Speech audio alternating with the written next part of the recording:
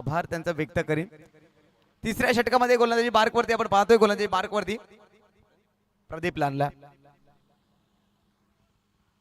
2 षटकाचा खेळ संपलाय। 30 धावा धावफलकावरती। पहिला बॉल या ठिकाणी मार्गस्थ करण्याकरता आपण पाहतोय प्रदीप ओव्हर द विकेटने मारा करतील। पहिलाच बॉल इथून विकेट आली आहे। पहिल्याच बॉल वरती फलंदाज होईल त्रिफळाची आणि टीमला बसलेला दुसरा धक्का। फलंदाज राज पाटील बाद।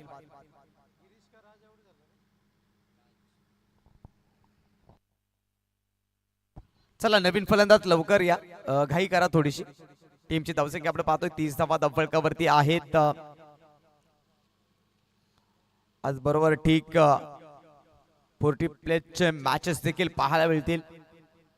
लीग पद्धतीच्या मॅचेस असतील। प्रत्येक टीम मध्ये एक एक आयकॉन खेळताना आपल्याला पाहायला मिळेल। 5 संघ आज इन ऍक्शन मध्ये आणि त्याच बरोबरीने उद्या देखील लीग पद्धतीच्या मॅचेस देखील पाहायला मिळतील। आणि मंडेला म्हणजे सोमवारी या स्पर्धेची सांगता होईल।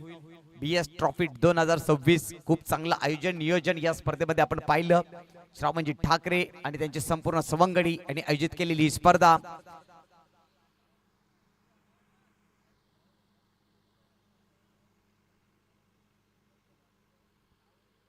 चला घाई करायची आहे टीम बोंबेपाडा।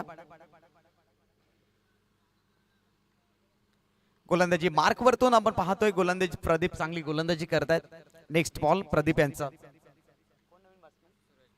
सूरज पाटील आलाय। याही वेळा त्रिफळाची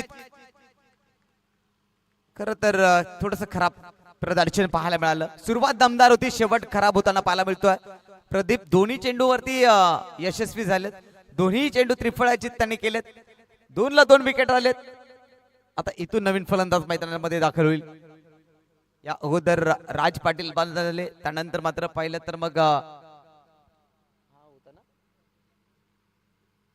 2 ला 2 विकेट या ठिकाणी मात्र गमावत असताना नवीन फलंदाज मैदानाच्या आतमध्ये बॅटिंग करण्याकरिता राज दळवी आलाय।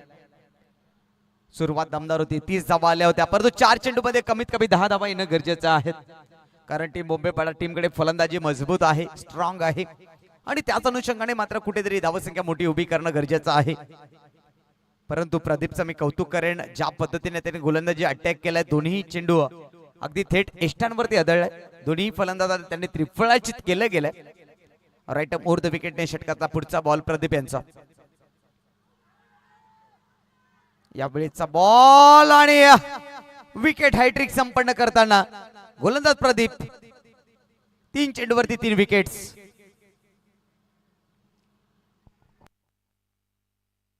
पहा पहिल्या षटकामध्ये 20 होत्या, दुसऱ्या षटकामध्ये 10 आल्या आणि परंतु तिसऱ्या षटकामध्ये 3 विकेट आल्या।